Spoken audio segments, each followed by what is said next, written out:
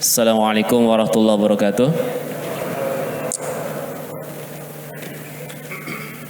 Alhamdulillah, alhamdulillah hamdan katsiran thayyiban mubarakan fih kama yuhibbu rabbuna wa yardah. Asyhadu an la ilaha illallah wahdahu la syarikalah wa asyhadu anna Muhammadan abduhu wa rasuluh alladzi la nabiyya ba'dah, amma ba'du. Allahumma salli ala Muhammad wa ala alihi wa ashabihi wa man tabi'ahu bi ihsanin ila yaumiddin. Alhamdulillah, segala puji hanya milik Allah. Dengan izin Allah, pada kesempatan pagi hari ini kita bisa berada di majelis ilmu, dan kita berharap kepada Allah mudah-mudahan kebersamaan kita pada pagi hari ini senantiasa diberkahi oleh Allah Subhanahu wa taala. Bapak Ibu hadirin jamaah rahimakumullah, pada pagi hari ini kita akan melanjutkan. Kalau di pembahasan sebelumnya kita membahas terkait dengan secara umum surat Al-Maun, dan insya Allah pada pagi hari ini kita akan melanjutkan tadabbur ayat ya yang ada di surat Al-Maun ini. Ayat yang pertama apa Bapak Ibu? Ara'aital ladzi yukadzibu biddin. Ya. Di dalam Al-Qur'an ada bentuk kalimat, ada ara'aita, apakah kamu melihat? Ini sama juga dengan arafta, kamu mengetahui, atau alimta. Ya. Nah, kenapa surat ini dimulai dengan sebuah bentuk pertanyaan? Ara'aita. Ar-ra'aita. Kalimat ini dimaksudkan untuk menggugah pendengar agar mereka tahu hal yang akan disampaikan setelahnya.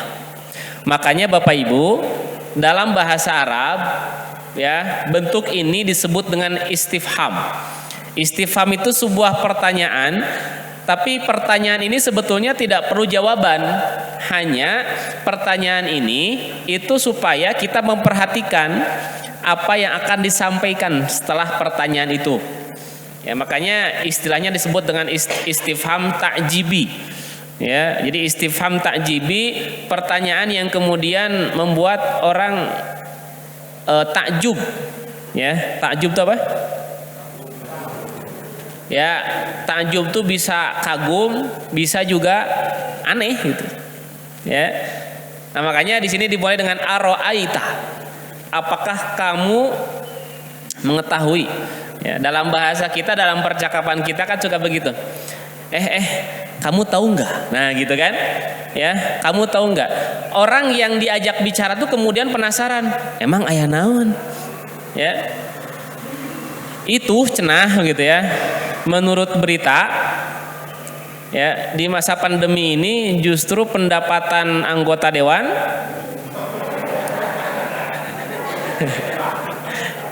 ya, laras tuh Pak. Anggota dewan masjid. Ya, gitu.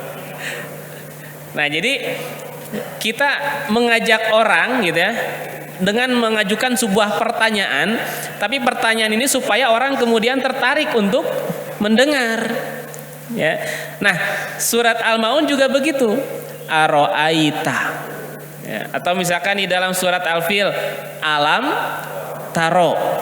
Ya. Alam taro, apakah kamu tidak melihat? Ya. Dalam tafsir Ar-Razi itu dijelaskan kenapa bentuknya pakai kalimat taro begitu ya, atau ara'aita. Ini adalah sebuah bentuk supaya kita tuh seolah-olah memang kalau berbicara tentang surat Al-Fil ya, alam taro kaifa fa'ala, apakah kamu tidak melihat? Ya, kenapa menggunakan kalimat taro? Karena di ayat itu Allah ingin mengajak kita seakan-akan kita hidup di masa itu. Ya. Jadi seakan-akan kita hidup di masa itu. Apakah kamu tidak melihat? Seakan-akan kita hadir bagaimana Allah menghancurkan pasukan gajah. Nah, jadi ini sebuah kalimat untuk menggugah sehingga kita merasakan ya kehadiran pada saat itu. Begitu juga dengan ayat ini atau di surat ini. Ara'aitalladzi yukadzibu biddin. Ya. Apakah kamu tidak melihat? Apakah kamu tahu? Alladzi yukadzibu biddin, orang yang mendustakan ya, ad-din itu hari pembalasan.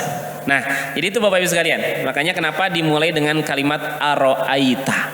Ini pertanyaan, sekali lagi, ini pertanyaan tidak untuk kita jawab.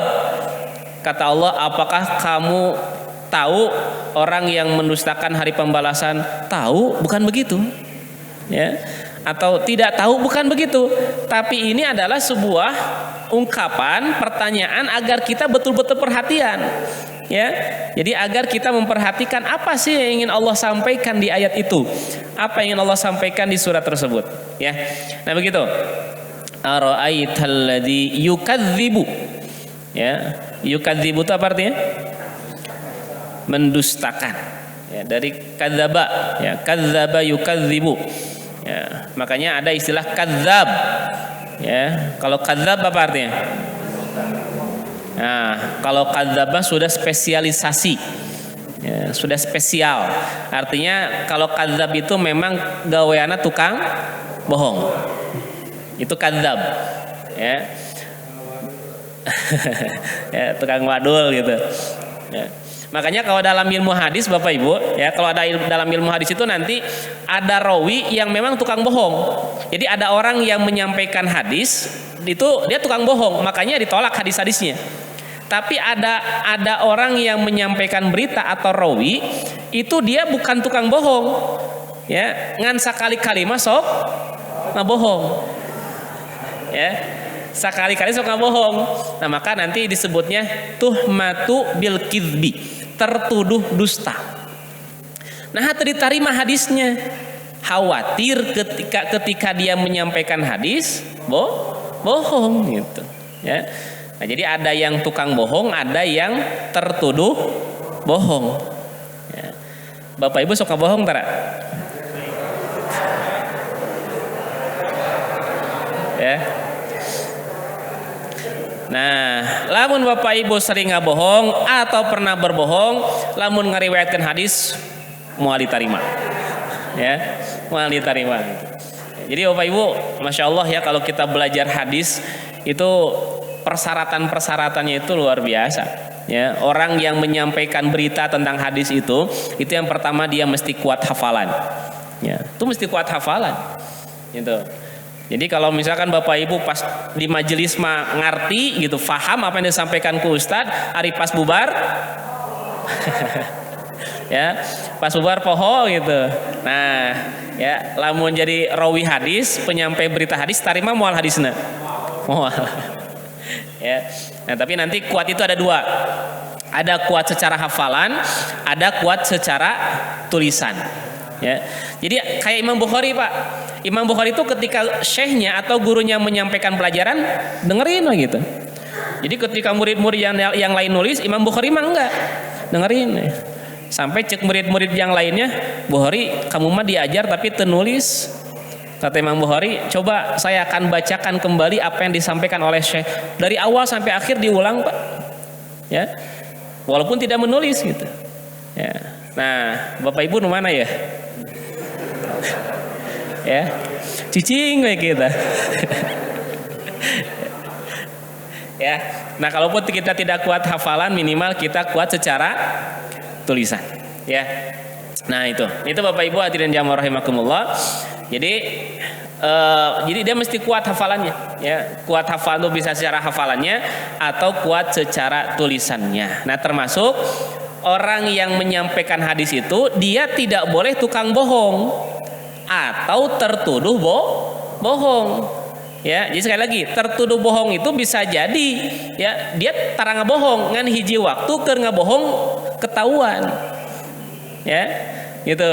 Jadi hiji waktu keur ngabohong mah ketahuan, makanya tidak diterima.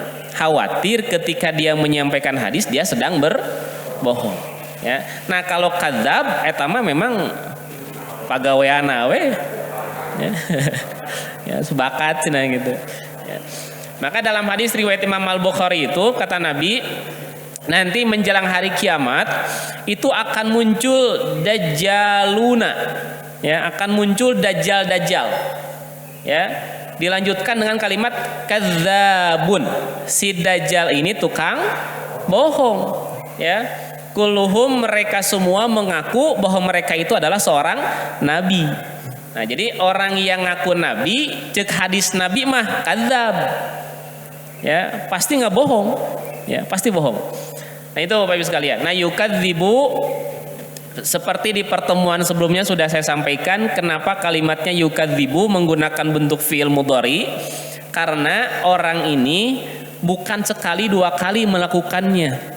Ya, tapi sudah menjadi kebiasaan dia.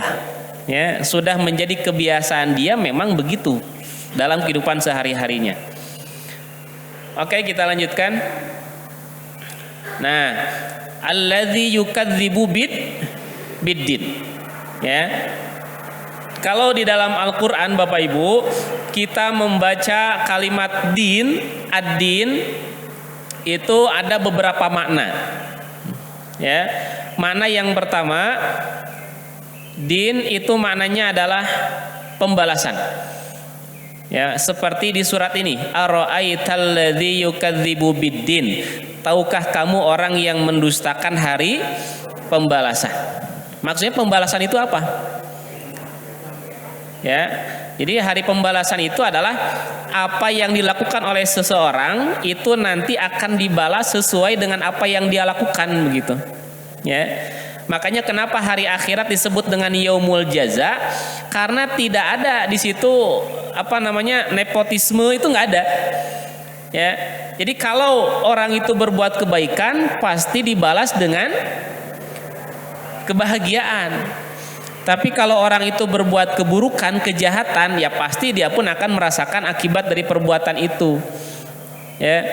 Makanya Nabi mengingatkan az-zulmu zulumatun yaumal qiyamah. Perbuatan zalim itu adalah kezaliman dan kegelapan pada hari kiamat. Orang yang berbuat zalim ketika di dunia, maka nanti ketika di akhirat dia akan merasakan kegelapan-kegelapan. Ya. Kenapa? Karena hari akhirat disebut dengan yaumul jaza, hari pembalasan. Nah, ad-din itu maknanya adalah pembalasan. Gitu. Oleh karena itu, setiap apapun yang kita lakukan di muka bumi ini, kebaikan pasti akan dibalas oleh Allah, ataupun keburukan pasti akan dibalas oleh Allah. Makanya tidak perlu khawatir Bapak Ibu. Ya, nggak usah khawatir. Ketika orang-orang yang melakukan perbuatan zalim, kalaupun di dunia dia tidak terbalas, tidak dibalas, pasti dia di akhirat itu pasti akan dibalas. Ya. Makanya dalam kitab Riyadhus Shalihin bab taubat, ya, bab taubat, bahwa ketika seseorang melakukan perbuatan dosa kemudian dia ingin bertobat, maka syaratnya 3 kalau dosa dia kepada Allah. Ya, apa syarat yang pertama? Sebelum menyesal apa? Berhenti dulu. Ya. Jadi kalau kita melakukan perbuatan dosa, kita ingin bertobat kepada Allah, maka syarat yang pertama kita berhenti dari perbuatan dosa itu. Ya. Jadi kalau belum berhenti berarti belum taubat. Saya mah rek eureun mabok teh. Ayeuna eureun, isuk mabok teh. Nah, itu belum taubat gitu. Ya. Taubatan nasuha itu berhenti. Gitu. Kemudian yang kedua, menyesal. Ya, yang kedua menyesal. Ya, menyesali, oh iya teh salah, iya teh dosa, gitu kan? Menyesal. Kemudian yang ketiga, bertekad untuk tidak akan mengulangi. Nah, kalau Bapak Ibu dalam hidup kita, dalam perjalanan hidup kita, kita pernah berbuat dosa kepada Allah, misalkan bertahun-tahun tidak sholat, gitu ya, atau sering mabok, ya, dan sebagainya, maka dengan cara 3 itu, insya Allah Allah Maha Penerima Taubat. Ya, Allah Maha Penerima Taubat. Tapi kalau kaitan dengan manusia ditambah syaratnya 1 lagi. Apa syaratnya? Ya, satu, kalau berkaitan dengan menggunjing, menggibah, minta maaf. Ya. Tapi kalau kaitan dengan harta yang pernah kita ambil dari orang itu, maka harus dikembalikan. Ya. Makanya kalau ada menteri korupsi bansos, berapa M, Pak? 11? Ya, 11 M. Ya, maka kalau dia ingin bertobat, bagaimana cara tobatnya? Ya, kembalikan lagi 11 M. Apakah cukup sampai situ? Belum. Ya, belum cukup. Apa yang mesti dilakukan? Yang mesti dia lakukan adalah minta maaf kepada seluruh rakyat Indonesia. Ya, terlepas nanti Bapak Ibu memaafkan atau tidak, itu urusan Bapak Ibu. Tapi si menteri itu sudah minta maaf. Kalau belum minta maaf, di akhirat dituntut. Ya, direkam. Ya. Ya memang begitu Bapak Ibu. Ya, jadi kalau kaitan dengan hak manusia itu mesti kita kembalikan. Ya, adapun ketika nanti orang itu mengatakan, sudah nggak usah, sudah saya sudah memaafkan, selesai. Ya, tapi kalau misalkan ini belum selesai di dunia, ini akan terbawa nanti di akhirat, termasuk perbuatan ketidakadilan. Ya, ketika seseorang berbuat zalim kepada orang lain, ya, ini akan diselesaikan nanti di yaumul akhirat, ya, yaumul kiamah. Ini Bapak Ibu sekalian. Makanya kita bagi orang-orang yang beriman, kenapa kita mesti hati-hati dalam bersikap, ya, hati-hati dalam bertindak. Karena apapun yang kita lakukan pasti dibalas. Ya, faman ya'mal mithqala dzarratin khairan yarah wa may ya'mal mithqala dzarratin syarran yarah. Jadi Bapak Ibu, sekarang kita lagi duduk di sini. Kita itu lagi direkam gitu. Ya, ada CCTV. Kalau CCTV buatan manusia bisa rusak, tapi kalau CCTV-nya Allah nggak akan rusak. Ya, direkam kita semua dan nanti akan diperlihatkan kan begitu. Ya, makanya nanti di dalam Al-Quran itu digambarkan ada orang yang menerima rekaman hidupnya itu, ya, dengan tangan kanannya, ada orang yang menerima dengan tangan kirinya, ada juga yang dibaledogen di tukang, Pak. Ya. Sia kan begitu.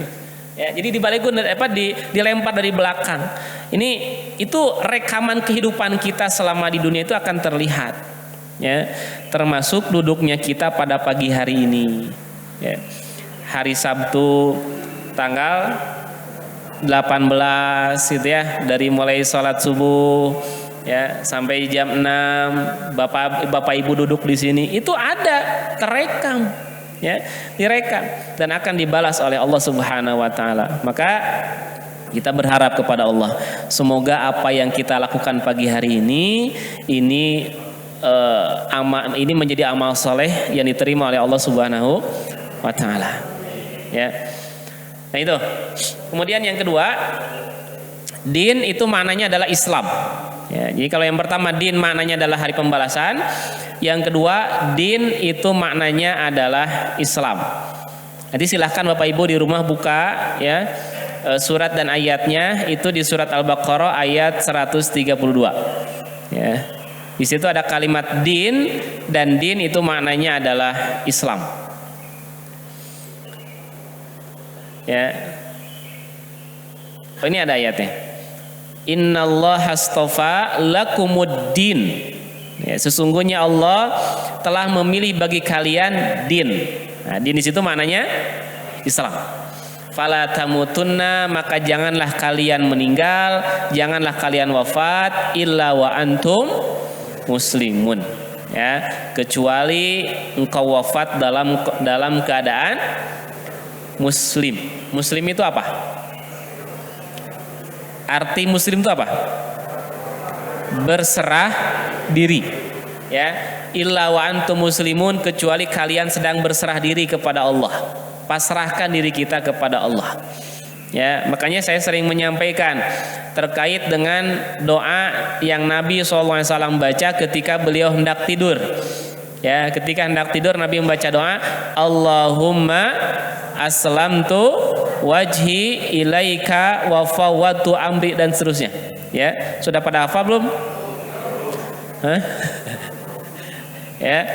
Gitu. Harusnya masa pandemi ini udah 2 tahun nih kan lockdown tuh. Kuduna geus apal gitu. Ya. Gitu. Sekali-kali baca doa nu panjang tong pendek wae atuh. Ya. Kaburu tunduh cenah Ustaz. Ya. Jadi Allahumma aslamtu wajhi ilaika, ya Allah, aku pasrahkan, ya, aku pasrahkan diriku hanya kepadamu, aku pasrahkan semua urusanku hanya kepadamu. Nah, itu pasrah semua, ya. Jadi wa antum muslimun tuh begitu. Nah, Nabi mengajarkan kepada kita ketika kita mau tidur kita pasrahkan diri kita kepada Allah, karena kita nggak tahu apakah ketika kita tidur Allah akan bangunkan kita lagi atau tidak, kan kita nggak tahu, ya. Bisa jadi ketika kita tidur kemudian ruh Allah genggam dan tidak dikembalikan ke dalam jasad kita, berarti kematian, ya, gitu. Nah, jadi di sini din itu maknanya adalah Islam. Kemudian yang ketiga, din maknanya adalah ketaatan, ya. Jadi din itu maknanya ketaatan, ada di surat An-Nahl 52. Walahu ma fis samawati wal ardi, dan baginya apa yang ada di langit dan di bumi. Walahu dinu wasiban. Nah, jadi dan kepadanya lah ketaatan. Artinya langit dan bumi itu taat kepada Allah, tunduk kepada Allah. Ya. Ketika waktunya harus malam, maka mereka tunduk, datang malam. Ketika harus siang, datang siang. Begitu, tunduk mereka semua kepada Allah. Maka di sini din itu maknanya adalah taat. Ya. Makanya dalam tafsir itu sampai dijelaskan, la dina, tidaklah dia beragama orang yang tidak memiliki ketaatan. Jadi kalau orang ngaku beragama tapi taat, artinya orang itu tidak beragama. Begitu kata para ulama. Ya. Karena agama itu atau din itu artinya taat. Ya. Bu, ibu sholat subuh seberapa rakaat? Nah, but 2. Tah gitu. Ya. Nah, but 2 ya sudah taat. Ya, Allah memerintahkan kita laksanakan 2 rakaat, sudah laksanakan 2 rakaat. Ya, tong inisiatif. Ustaz asa bosan saya subuh 2 rakaat. Ya, kali-kalimat tambahan jadi opat gitu. Ya, tidak bisa begitu, ya. Kemudian yang keempat, Bapak Ibu sekalian, din itu maknanya adalah tauhid. Ya, sebagaimana dalam surat Al-Kafirun ayat ke-6, lakum dinukum waliyadin. Ya. Bagiku agamaku. Nah, bagiku agamaku di situ din di situ maknanya adalah at-tauhid. Jadi din itu ada 4 makna, 1 pembalasan, yang kedua Islam, yang ketiga ketaatan, dan yang keempat tauhid. Tah, Bapak Ibu, yang kalimat ad-din yang ada di surat Al-Maun, ara'aital ladzi yukadzibu bid-din, din sana maknanya pembalasan. Begitu. Ya, pembalasan. Baik. Itu ayat pertama. Kita lanjutkan ayat yang kedua. Fadzalikal ladzi yad'ul yatim. Fadzalika. Nah, ya. Nih, poin yang pertama. Kenapa menggunakan kalimat fadzalika? Dzalika itu kalau dalam bahasa Arab disebut dengan isim isyarah. Pinter Ibu. Belajar bahasa Arab ya. Isim isyarah. Isyarah itu apa? Ya, isyarat. Ya, isyarah itu isyarat. Nah, di sini menggunakan isyarat jauh. Ya, menggunakan isyarat jarak jauh. Ya, menggunakan isyarat jauh untuk menunjukkan bahwa mereka yang mendustakan hari pembalasan, kondisi mereka sangat jauh dari rahmat Allah. Padahal rahmat Allah itu meliputi segala sesuatu. Nah, ini tadabbur ya. Jadi kenapa fadzalika, maka mereka itulah, kan kalau dekat itu apa? Kalau isyaratnya dekat pakai kalimat apa? Hadza gitu ya. Hadza ini. Tapi kalau jauh Dzalika. Nah ini kenapa fadzalika menggunakan jarak jauh, karena orang-orang yang mendustakan hari pembalasan itu mereka jauh dari kasih sayang Allah. Mereka jauh dari rahmat Allah. Makanya tong aneh Bapak Ibu, kalau orang-orang yang tidak percaya hari pembalasan ketika masa pandemi justru berlomba-lomba naikkan gaji. Ya. Atau jangan aneh, ketika di masa pandemi orang begitu sangat kesusahan, sangat membutuhkan, ieu mah bantuan sosial dipotong. Setengah apa? Ya, ada yang cuma nyampe 100.000, 50.000 dan sebagainya. Ya, saya tidak akan bahas hal itu, tapi menunjukkan kenapa mereka berbuat seperti itu, karena sudah Allah cabut kasih sayang dalam diri mereka. Ya, ini bukan untuk mereka, untuk kita, Pak. Ya, untuk kita jangan sampai begitu ya. Jangan sampai kemudian justru kondisi seperti ini menjadikan kita malah egois, hanya memikirkan diri sendiri. Ya. Nah, sekali lagi, kenapa menggunakan isyarat jauh? Fadzalika, karena orang yang mendustakan hari pembalasan itu adalah orang-orang yang jauh dari rahmat Allah. Kemudian yang kedua, menggunakan isyarat, ya, fadzalika, untuk membedakan dengan perbedaan yang sangat sempurna sehingga pendengar mampu melihat akan hal itu dan mampu membedakan sifatnya. Maksudnya begini Bapak Ibu, ya, di surat tersebut Allah menggunakan isyarat fadzalika supaya, ya, ini membedakan sifat orang yang percaya hari pembalasan dengan orang yang tidak percaya hari pembalasan. Sifatnya harus beda. Nah, Al-Quran menggambarkan kalau orang-orang yang tidak percaya kepada hari pembalasan itu sifatnya satu, kepada anak yatim mereka suka bersikap keras, bersikap jahat, begitu ya. Maka orang yang percaya hari pembalasan, dia justru sebaliknya, justru dia mah penuh kasih sayang, begitu. Jadi ini menunjukkan sifat yang sangat berbeda. Ya, kalau orang percaya kepada hari kiamat, percaya kepada hari pembalasan, maka ketika dia melaksanakan ibadah, ibadahnya karena Allah. Tapi kalau orang yang tidak percaya hari pembalasan, ibadahnya supaya dilihat oleh manusia. Nah, beda. Ya, beda gitu. Nah, jadi menggunakan isyarat sebagai bentuk, ya, sebagai bentuk sifat yang membedakan. Ini orang yang faham agama dengan orang yang tidak faham agama, maka sifatnya harus beda. Ayat Bapak Ibu, jalmi nusok salat, orang yang suka salat, percaya hari kiamat tapi kikir ayat. Ayah, ya. Harusnya tidak boleh ada, harusnya tidak boleh. Ya. Jadi harusnya orang yang percaya hari akhirat itu, hari pembalasan itu, di surat Al-Maun menggambarkan, maka dia punya sifat dermawan. Ya, berarti kalau orang rajin sholat tapi pelit, nu salah naon? Ya. Ya, nu sholat aja jamin. Berarti ada masalah dengan sholatnya. Ya, ada masalah dengan sholatnya. Karena sesungguhnya orang-orang yang sholat itu, maka dia akan terhindar dari sifat-sifat kikir. Ya, sifat kikir. Ini Bapak Ibu sekalian. Ya, gitu. Ada enggak orang yang tidak percaya hari pembalasan, atau ada orang yang tidak percaya kepada agama tapi dermawan? Ayat tuh. Nah, mending milih nu mana? Nu sok salat tapi pelit, tara salat tapi bager.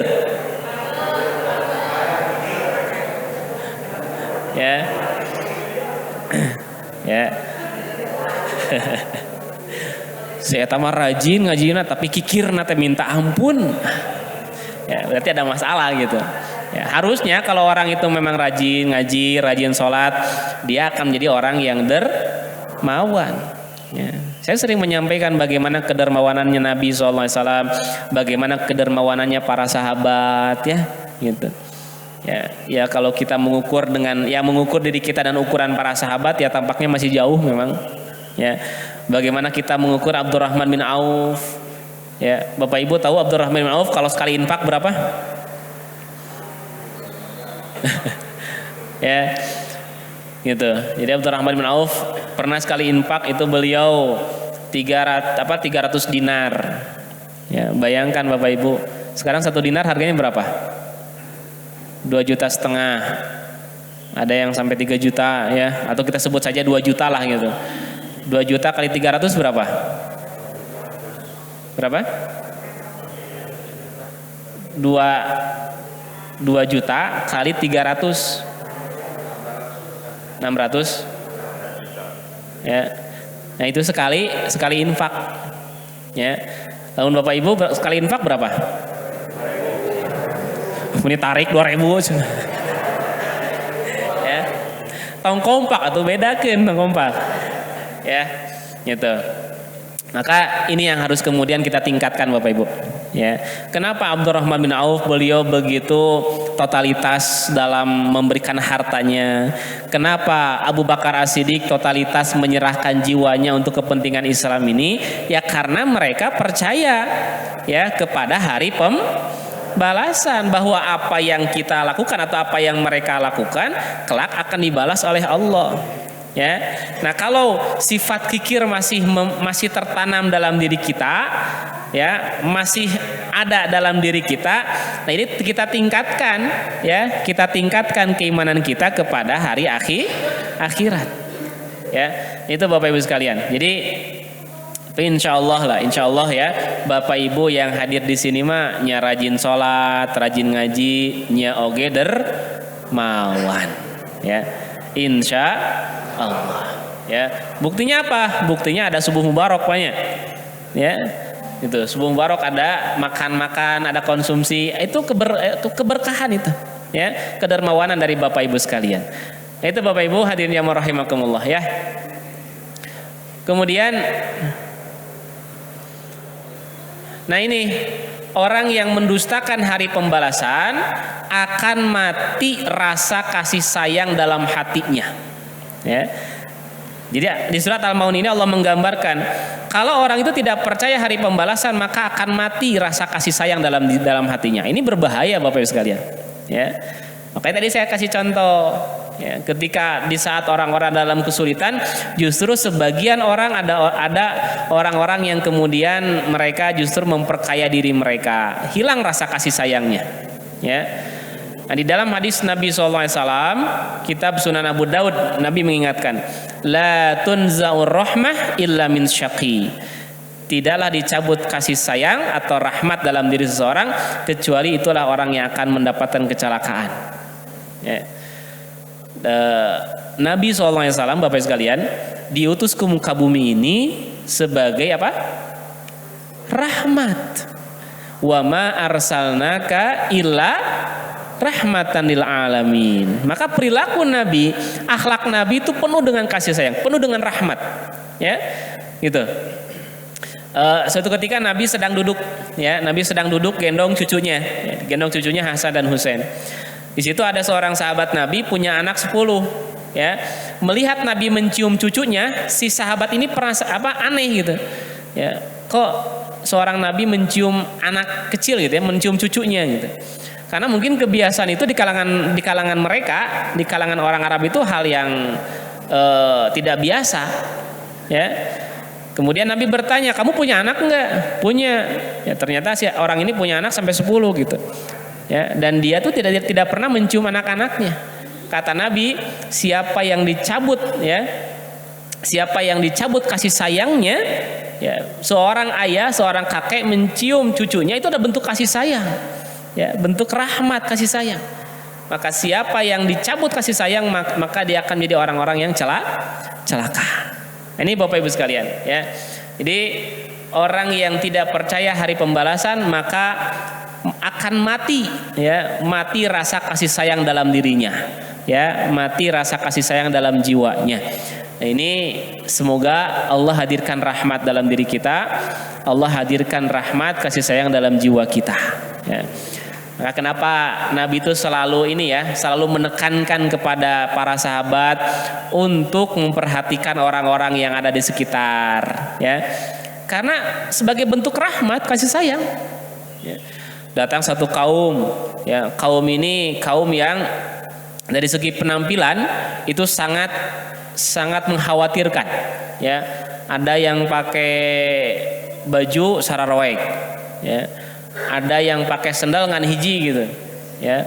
Banyaknya yang tidak beralas kaki, cekermen gitu, ya, itu nyeker, ya. Nah, melihat kondisi sahabat-sahabat yang seperti itu, Nabi kasihan gitu, ya. Nah, karena Nabi tidak bisa membantu mereka secara keseluruhan gitu kan, akhirnya kemudian Nabi mengajak sahabat yang lain, ya. Nabi mengajak sahabat yang lain, sok atuh bantuan tah. Nah, begitu ya. Sampai sahabat ini mereka membawa sesuatu yang bisa mereka berikan buat saudara-saudaranya. Begitulah ya kasih sayang dalam Islam itu. Ya. Makanya ini kita perhatikan ya tetangga kita, saudara kita, barangkali ada yang justru mereka membutuhkan di masa pandemi ini, ya. Nah, fadzalikal ladzi yad'ul yatim. Apa itu yad'u? Yad'u itu artinya yadfa'uhu wa yajjuruhu zajran anifan, ya. Jadi yad'ul yatim maknanya adalah membentak anak yatim, mencela dengan celaan yang kejam, sebagaimana di dalam Al-Quran ada kalimat yauma yuda'una.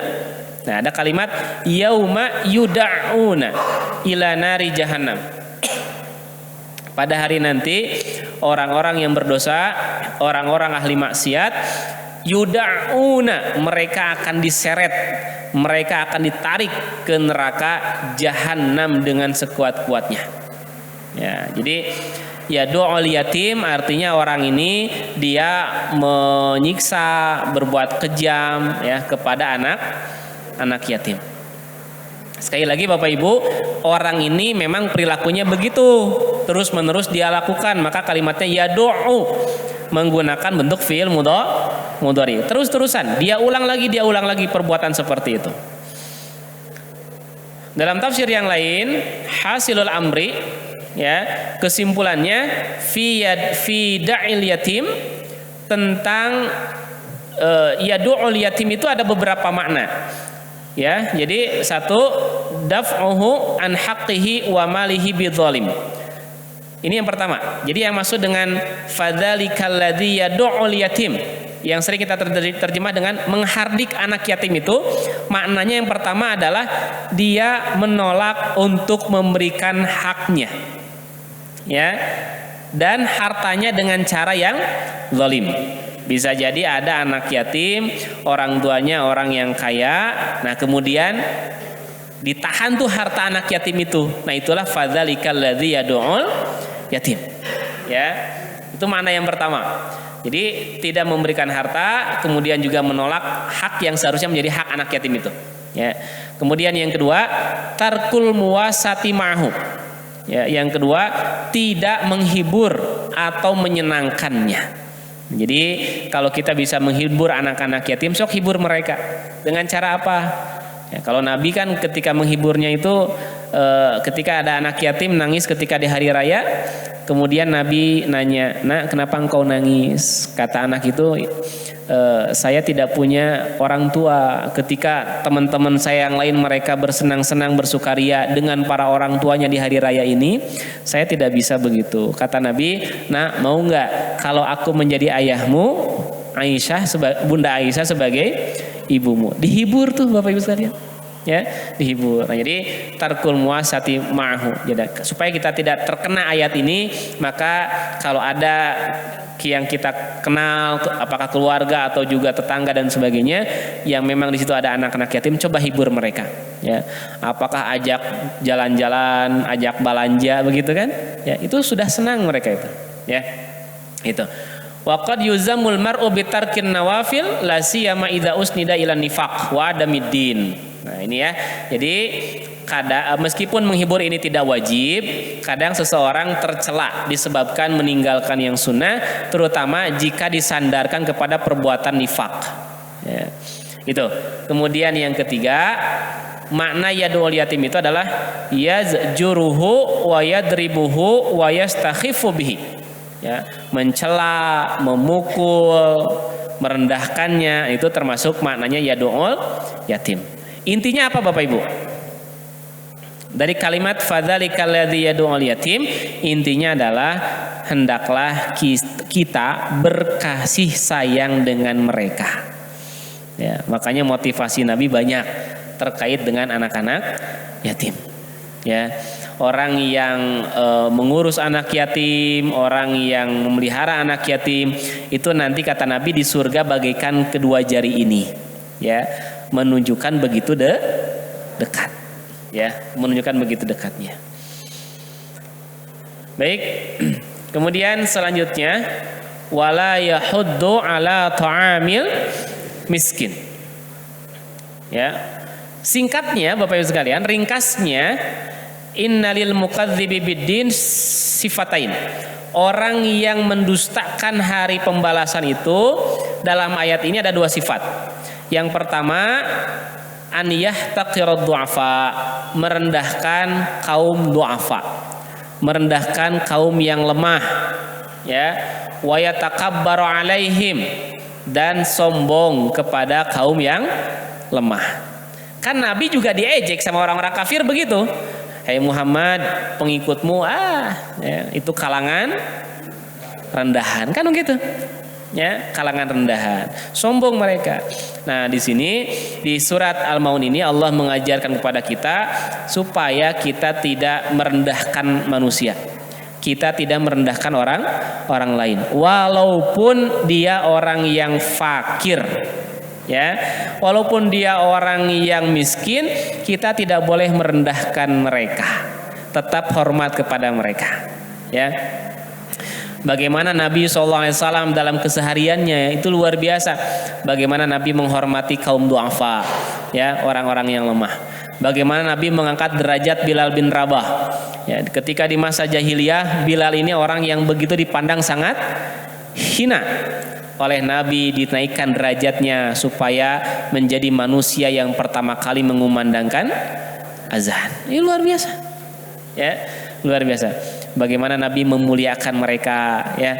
Bagaimana Nabi menghormati mereka, gitu. Nah, kita sebagai orang-orang yang beriman, orang-orang yang percaya kepada hari pembalasan, walaupun dia orang yang lemah, dia orang yang miskin, tetap kita mesti menghormati mereka.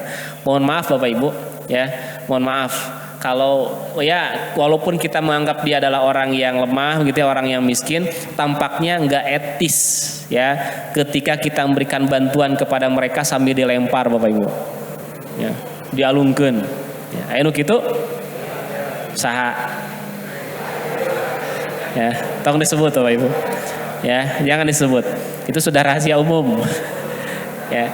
Jadi tidak boleh, ya tetap kita mesti menghormati mereka.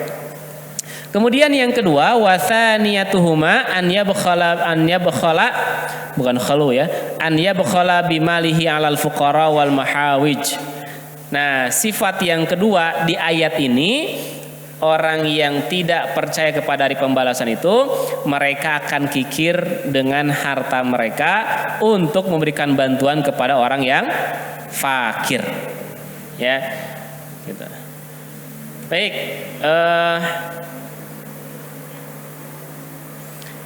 di dalam terkait dengan ayat ini ada para ulama berbeda pandangan ya. Jadi surat ini sebetulnya berkaitan dengan siapa sih, gitu ya. Walaupun kalau kita fahami ke dalam kondisi saat ini, maka surat ini memang berlaku juga untuk kita, berlaku untuk kita yang hidup di zaman sekarang. Tapi kalau secara kasus, ya, surat ini terjadi atau turun berkaitan dengan ada yang mengatakan ini berkaitan dengan As bin Wa'il, ada juga yang mengatakan ini berkaitan dengan Walid bin Mughirah, ada juga yang mengatakan berkaitan dengan Amr bin A'id al-Makhzumi, ada juga yang mengatakan Sufyan bin Harb.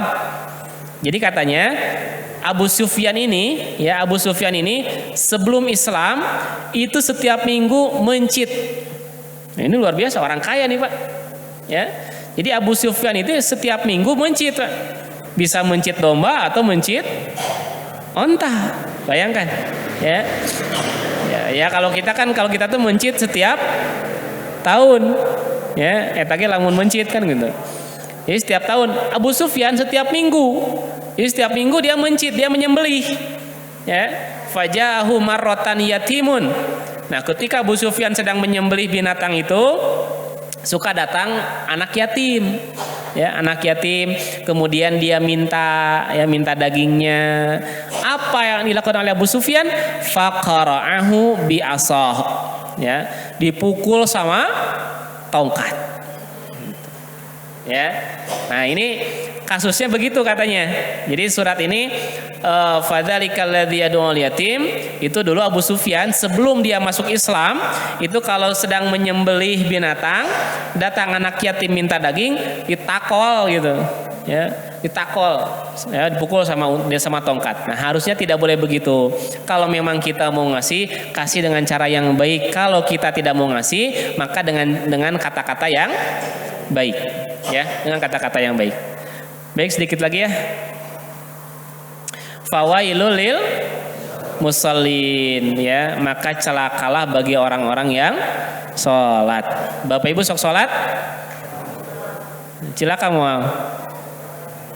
Ya, kalau kita lihat Bapak Ibu, sebetulnya ayat ini kalau kita pahami secara umum itu menggunakan huruf fa. Ya, ini nggak sembarangan. Eta nanaonan sih ayat huruf fa di dinya, bukan sembarangan Bapak Ibu. Kenapa ada huruf fa di situ? Karena sedang membahas kalimat yang di atas. Ya, sekali lagi nih, ini kalau kita pahami secara umum ya. Kenapa di sini kalimatnya fawailul lil musallin, maka celakalah bagi orang-orang yang sholat. Buat siapa? Ini menggunakan kalimat fa karena bersambung dengan pembahasan yang di atas. Siapa yang mereka yang akan celaka itu? Ya, siapa mereka yang sholatnya akan celaka itu adalah orang-orang yang fadzalikal ladzi yad'ul yatim wala yahuddu ala ta'amil miskin. Kenapa itu bisa terjadi? Karena mereka yukadzibu ta'eta. Ya, mereka dusta akan hari pembalasan. Ya. Ini ancamannya keras Bapak Ibu sekalian. Ya, ancamannya keras. Karena kalau Quran menggunakan kalimat wailun, di Al-Quran banyak ya ada kalimat-kalimat wailun. Ini menunjukkan al-jarimah asyadidah, menunjukkan dosa yang besar. Ya, dosa gitu. Seperti wailul lil mutaffifin. Celakalah bagi mutaffifin itu apa? Orang-orang yang mutaffifin, tidak adil dalam timbangan, curang dalam timbangan, ya. Di surat yang lain fawailun, maka celakalah bagi mereka yang menulis dengan tangan-tangan mereka. Maksudnya mereka menulis kitab-kitab mereka dengan tangan mereka ubah gitu. Ya, celaka. Ada juga di surat Al-Humazah, wailul likulli humazatil lumazah. Ya, celakalah bagi humazah. Humazah itu tukang gibah, tukang membicarakan keburukan orang lain. Kalau lumazah itu tukang apa? Penggibah dan pencela, ya, mencela, menghina dan sebagainya. Baik. Nah, tapi kalau kita bicara secara umum, fawailul lil musallin, celakalah bagi orang-orang yang sholat. Nah, ini bagi kita Bapak Ibu. Ini saya baca dalam tafsir Al-Maraghi, ya. Saya terjemahkan begini.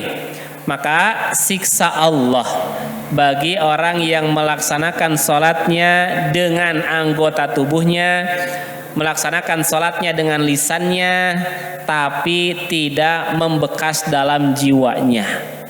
Kata Imam Al-Maraghi, itulah orang-orang yang akan celaka dalam sholatnya. Ya, jadi gerakan, ya, tubuhnya, anggota badannya, gerakan lisannya itu tidak mempengaruhi ke dalam jiwanya. Makanya aneh, lamun aya jelema rajin sholat tapi pelit. Ya, aneh. Kenapa? Berarti sholatnya belum menyentuh ke dalam jiwanya. Dan wa min ghairi an tuti thamratuha. Jadi sholatnya ini tidak melahirkan hasil, ya, tidak ada buah dari sholat itu. Kenapa? Bisa jadi hatinya lalai dari apa yang dia ucapkan. Nah, makanya pernyataan Imam Al-Maraghi dalam tafsirnya ini mesti kita fahami, kita coba pelajari lah, ya. Jadi Bapak Ibu ketika sholat Allahu Akbar gitu ya, ketika ruku, ketika sujud itu coba difahami maknanya apa sih gitu. Ya. Bapak Ibu sudah paham belum? Dari mulai gerakan sholat yang pertama, bacaan sholat yang pertama sampai terakhir sudah paham belum artinya apa? Sudah ya? Alhamdulillah. Nah, kalau belum coba pelajari itu, ya, maknanya apa, pahami itu, ya. Nah, kenapa ada orang yang sholat tapi dia kikir? Nah, kata Imam Al-Maraghi bisa jadi karena hatinya lalai. Dia nggak paham apa yang dia ucapkan, dia nggak paham apa yang sedang dia lakukan. Fayarka'u wa huwa lahin an ruku'ihi. Dia ruku tapi dia lalai dari maksud rukunya untuk apa. Dia sujud tapi nggak paham sujudnya untuk apa, ya. Nah, dia sholat hanya sekedar untuk membangun kebiasaan saja. Nah, ini bagi kita yang suka ngaji begitu ya, maka sholat ini harus kita pahami gerakan-gerakannya, bacaan-bacaannya, sehingga sholat bisa tanha anil fahsyai wal munkar. Ya, sekali lagi tidak aneh, Al-Quran sudah menjelaskan orang kok dia sholat tapi korupsi, dia sholat tapi sok bohong. Nah, berarti ada yang lalai dengan hatinya. Ya, maka di sini kemudian Allah jelaskan kenapa mereka celaka dalam sholatnya. Ya, fawailul lil musallin alladzina hum an sholatihim sahun. Ya, sahun itu kata para ulama wa imma an waktihal awal. Jadi lalai itu bisa jadi lalai dari waktunya. Ya, karena sebaik-baik waktu sholat itu dikerjakan di awal waktu. Nah, jadi dia lalai dari waktunya, diengke-engke, ditunda-tunda sampai sholat zuhur itu sholat zuhur pas assalamualaikum adzan asar. Ayo gitu di dia? Teu aya di dia mah. Ya, duka di bumi nama. Ya, tapi insya Allah mual, ya. Mual, insya Allah di mah saloleh gitu ya. Nah, itu yang pertama. Jadi kenapa lalai? Bisa jadi lalai dari waktunya, ditunda-tunda begitu ya. Kemudian yang kedua, lalai dari rukun-rukunnya, lalai dari syarat-syaratnya. Kemudian juga bisa jadi dia lalai, tidak khusyuk dan tidak mentadaburi maknanya. Ya. Terakhir, alladzina hum yuraun. Bahkan mereka sholat tuh udah mah waktunya lalai, teu ngarti naon nu dibaca, sholatnya juga itu hanya ingin dilihat oleh manusia. Tidak, hati mereka tidak punya rasa takut rasa takut sama sekali kepada Allah. Nah, itu nggak ada. Ya. Jadi ini Bapak Ibu sekalian, ya, kita sholat bukan untuk sekedar urusan dunia, ya, tetapi kita sholat untuk mendapatkan ridho Allah. Nabi SAW bersabda, man samma'an nas bi'amalihi. Siapa yang dengan amalnya ingin didengar oleh manusia, jadi dia sodako ingin dilihat oleh manusia, dia ibadah ingin dipuji oleh manusia, maka Allah akan memperdengarkannya kepada manusia. Oh, jadi manusia bisa mendengar, bisa melihat, oh iya setan membaga dan sebagainya. Tapi kata Allah, wa haqqarahu wa sagharahu, Allah akan hinakan dia, Allah akan rendahkan amalnya. Ya, gitu. Maka kita harus senantiasa memperbaiki niat kita. Nah, ini betul terakhir Bapak Ibu, serius ya. Ya, nah ayat yang terakhir wayamnauna maun. Nah, mereka enggan memberikan al-maun. Al-maun itu apa?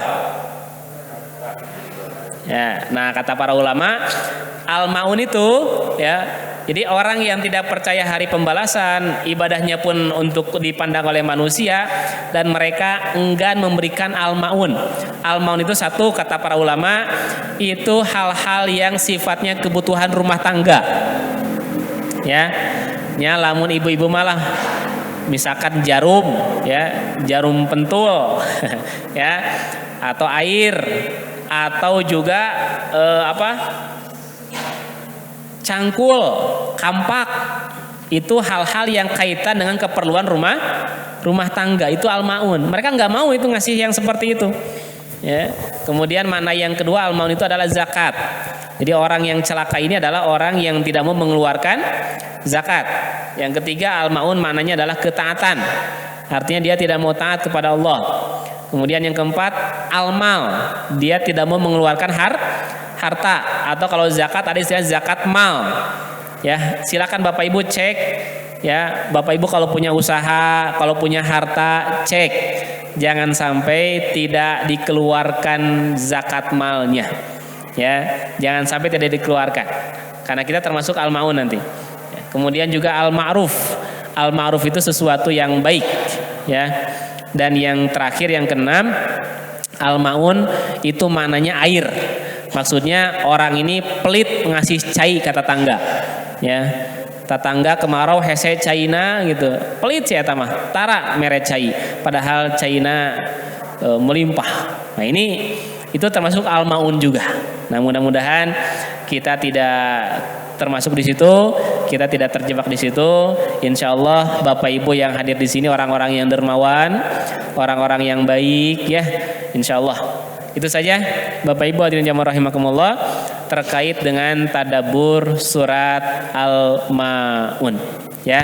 Jadi kesimpulannya, satu, kalau orang yang percaya hari pembalasan itu, maka dia tidak akan punya sifat kikir. Ya, dia akan punya sifat dermawan. Ya, sekali lagi, kalau dalam diri kita masih ada sifat kikir, kita cek. Jangan-jangan orang teh, nah gitu ya. Nah begitu.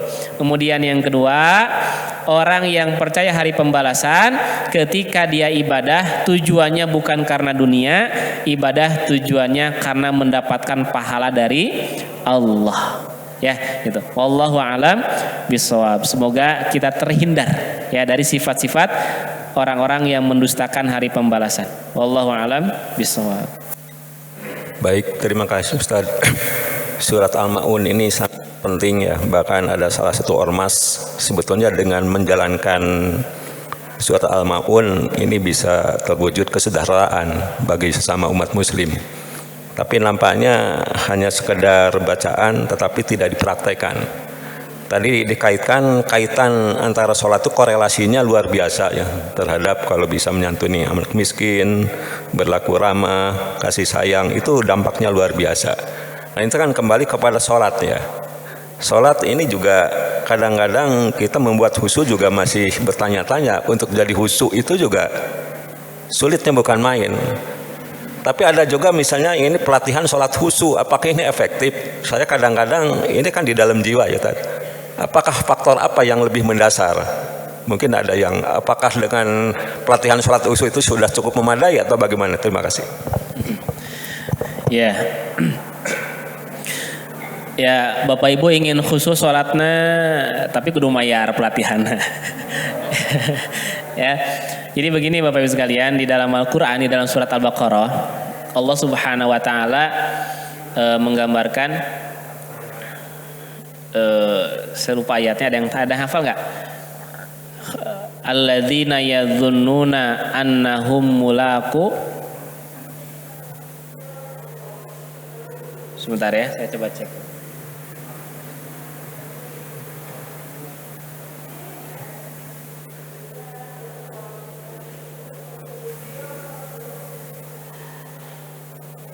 Ini di surat Al-Baqarah ayat 46. Ya, 45 dan 46. Wasta'inu bis-sabri was-shalah, dan hendaklah kalian minta tolong dengan sabar dan salat. Wa innaha lakabiratun, dan sesungguhnya salat itu benar-benar berat. illa 'alal khashiin, kecuali bagi orang-orang yang khusyuk. Nah ini, khusyuk itu apa? Allah kemudian menjelaskan orang yang khusyuk itu alladzina yadhunnuna annahum mulaqu rabbihim. Orang-orang yang yakin bahwa mereka akan berjumpa dengan Allah. Ya, gitu. Jadi maksudnya bagaimana Bapak Ibu? Maksudnya kalau Bapak Ibu ingin menghadirkan kekhusyuan dalam sholatnya, maka hadirkan hati kita bahwa kita akan berjumpa dengan Allah. Bayangkan, ayeuna orang sholat ngabayangkeun engke bakal maut. Ya, beres sholat kita meninggal, sok kira-kira bagaimana Bapak Ibu? Ya, nah kenapa kekhusyuan ini senantiasa berat kita rasakan atau tidak hadir dalam sholat kita? Karena pas sholat mikirannya bukan akhirat, ya. Pas sholat mikirannya, ya, sholat mikirannya dunia, itu masalahnya. Jadi kenapa khusyuk ini sulit gitu? Quran sudah menggambarkan kalau ingin khusyuk alladzina yadhunnuna annahum mulaqu rabbihim. Sok hadirkan, ya, hadirkan perjumpaan kita dengan Allah, hadirkan bahwa kita akan meninggal. Nah ini pasti insyaallah gitu. Ya, gitu. Ya terlepas Bapak Ibu ikutan pelatihan dan sebagainya silahkan, ya. Itu mah teknis gitu, ya. Tapi Quran menggambarkan kalau kita ingin khusyuk, kita mesti yakin bahwa kita akan meninggal. Kita mesti yakin bahwa kita akan berjumpa dengan Allah. Ya. Artinya kalau sholat kita ingin khusyuk itu hadirkan hal-hal yang berkaitan dengan kehidupan akhirat gitu. Kita mau sholat zuhur, kita bayangkan, ya, pas lagi sholat tuh ngebayangkan bahwa misalkan beres sholat orang maut gitu kan, itu akan beda rasanya dengan ketika kita sholat kita masih membayangkan tentang kaitan dengan duniawi. Ya pasti akan hilang kehusuan itu. Ya, ke sholat muka bayang hutang, gitu. Koma akhir bulan can kabayar, nah gitu ya. Gitu. Nah ini pasti akan menghilangkan kehusuan. Nah makanya hadirkan gambaran-gambaran tentang akhirat, hadirkan gambaran-gambaran tentang berjumpa dengan Allah, maka itu insya Allah akan menjadi sarana kita untuk bisa khusyuk dalam sholat kita. Ya, para ulama memberikan beberapa tips, ya, beberapa cara agar menghadirkan kekhusyuan. Yang pertama adalah hudurul qalbi, hadirkan hati kita. Maksudnya apa? Pas kita sholat, kita tuh faham kita teh mau sholat. Jadi bukan hanya gerakan Allahu Akbar beres gitu ya. Sampai kan Nabi pernah ada seorang sahabat sholat di samping Nabi. Ketika assalamualaikum Nabi bilang irji' fa innaka lam tusolli, ulangi kamu belum sholat. Orang itu sholat yang kedua kalinya, beres sholat assalamualaikum Nabi bilang irji' fa innaka lam tusolli, ulangi lagi sholatnya kamu belum sholat. Ya, 3 kali dia sholat, beres sholat Nabi bilang irji, balikan deh, Anda belum sholat. Bingung tuh orang itu. Ya Rasulullah, begini yang saya tahu sholatnya, kenapa harus diulang-ulang terus? Ya, kata Nabi, kalau kamu sholat coba tumaninah, ya, janganlah kamu ketika kamu ruku hatta tatma'inna rokian. Kalau kamu ruku sampai tumaninah rukunya itu, sampai tulang itu betul-betul pada posisi ruku, ya. Kalau kamu bangkit sami Allahu liman hamida, sampai tulang itu lurus dalam kondisi dia berdiri, kan begitu. Ya, nah ternyata orang itu kenapa disuruh diulang lagi sholatnya? Karena sholatnya siga hayam, ya, siga hayam keur macokan parab geuningan. Allahu Akbar, Allah sami Allahu Akbar, ya, ya, ya. Jadi inilah sholat yang khusyuk itu bagaimana kemudian menghadirkan hati. Oh saya lagi sholat nih, hadirkan hati kita. Ya, gitu. Itu Bapak sekalian. Kemudian yang kedua kata para ulama, bagaimana cara menghadirkan kekhusyuan dalam sholat? Yang kedua adalah fahami apa yang kita baca. Ya, fahami yang kita baca. Yang ketiga, munculkan khosyah. Munculkan rasa takut kita kepada Allah. Ya, munculkan rasa takut. Ketika kita sholat takut sholat kita nggak terima, maka kita sungguh-sungguh gitu. Ya, kita sungguh-sungguh dalam melaksanakan sholatnya. Kemudian yang keempat, hilangkan sesuatu yang bisa mengganggu kekhusyuan sholat. Ya, makanya Nabi melarang, janganlah kamu sholat di depan makanan. Ya, coba ke sholat di harapan ya, di depan tumpeng misalkan kan gitu, kagoda atuh. Ya, nah hilangkan gitu. Sesuatu yang bisa mengganggu, termasuk sajadah, Pak. Ya, kalau kita sholat, sajadahnya kalau mengganggu ada gambar-gambarnya ganti.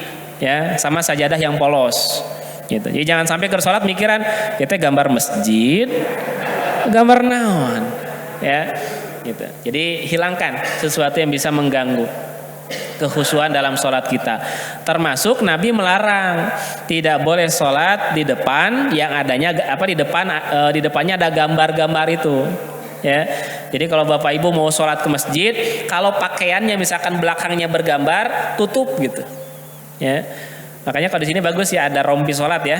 Gitu. Jadi kalau yang pakai kaos khawatir nanti kalau laki-laki bokongnya kelihatan misalkan ya, atau kalau ada tulisan tertutup sama rompi itu. Ya, kenapa? Kasihan yang di saf yang kedua. Ya, jadi kalau pas sholat ninggalin gambar gitu, ya, atau ninggalin tulisan gitu. Itu hindari sesuatu yang bisa mengganggu, ya, mengganggu. Ya, makanya kalau pakai sarung Pak, copot ya tanah Pak. Namanya mereknya ya gitu. Nah itu cara-cara untuk untuk menghadirkan kekhusyuan ya gitu. Ya ini memang harus terus kita latih ya. Latih aja oleh diri kita sendiri. Latih oleh diri kita sendiri supaya hadir kekhusyuan dalam sholat kita. Ya, memang luar biasa. Sampai ada sahabat Nabi kena kena tusukan panah itu nggak gerak-gerak Pak. Ya, saking khusyuknya beliau dengan sholatnya. Di panah itu, panah satu, terus saja dia sholat, ya, sampai panah yang ke berapa 12 itu ya, itu tetap beliau melaksanakan sholat sampai ada yang begitu gitu, ya, gitu. Cuman bukan berarti bahwa khusyuk itu tidak mendengar, kemudian juga tidak melihat, bukan. Ya, jadi khusyuk itu bukan tidak mendengar, bukan tidak melihat. Tetap ya khusyuk juga mendengar juga melihat. Karena kalau orang lagi sholat tidak mendengar tidak melihat bukan khusyuk eta mah. Tidur Pak. Masa sholat tidak mendengar gitu? Pasti mendengar. Ya, buktinya ketika imam takbir Allahu Akbar kan kedengaran takbir. Ya, gitu. Tetap terlihat, terdengar gitu. Nabi ketika sholat Nabi mengarahkan pandangannya ke tempat sujud. Berarti kan terlihat. Ya, ada yang sesuatu yang beliau lihat. Tapi fokus beliau konsentrasinya dengan sholat. Ya, terakhir Bapak Ibu sekalian, Said Hawa dalam kitabnya beliau menjelaskan bahwa kadangkala satu saat mungkin pas kita lagi sholat, Bapak Ibu ke sholat, kabayang pikiran-pikiran lain, itu tidak menutup kemungkinan bisa terjadi atau bahkan mungkin sering terjadi. Nah, kata beliau, kalau itu terjadi, jangan dibatalkan sholatnya, lanjutkan sholatnya, tapi hentikan pikiran-pikiran itu. Ya, lagi sholat tiba-tiba terbayang yang lain, hentikan, fokus lagi ke dalam sholat kita. Pikiran lain, hentikan terus gitu. Ya, itu dalam rangka kita menghadirkan kekhusyuan dalam sholat kita. Ya, ieu mati awal takbir Allahu Akbar, pemikiran lain, nepi ka salam. Ya, gitu. Untungnya ya imam kan, jadi apal rakaat, coba lamun sholatnya sorangan, kita rakaat sabar, gitu. Ya, nah itu Bapak sekalian, jadi kita mesti latih, ya mesti kita latih. Jangankan kita sahabat pun, sahabat Ali bin Abi Thalib itu beliau pun sama. Ketika Nabi nanya, siapa di antara kalian yang paling khusyuk? Nah, kata Ali, saya ya Rasulullah. Kamu Ali? Oh ya, siap. Ya, Ali. Saya punya sorban, nanti saya ingin hadiahkan untuk kamu gitu sorban saya. Ya. Kemudian Nabi bilang ini sorban saya ada warna ini, warna ini, warna ini, warna ini. Ya. Kemudian Ali bin Abi Thalib sholat, ya beres sholat Nabi nanya, Ali warna naon? Hijau Rasul. Ya. Kata Nabi, kamu lagi pas sholat mikirin apa? Mikirin sorban. Ya, mau warna apa? Jadi sahabat pun ya beliau sama begitu ya, mesti kita latih ya. Nah kita berusaha agar kita khusyuk dalam sholat kita. Bagaimana caranya? Yakinkan bahwa kita akan berjumpa dengan Allah ya. Wallahu a'lam bishawab. Cekap pengitannya. Cukup. Baik, terima kasih Ustaz. Karena waktunya sudah jam 6 lebih. Saya rasa kajian kita di subuh ini cukupkan. Silakan ada sarapan pagi di belakang.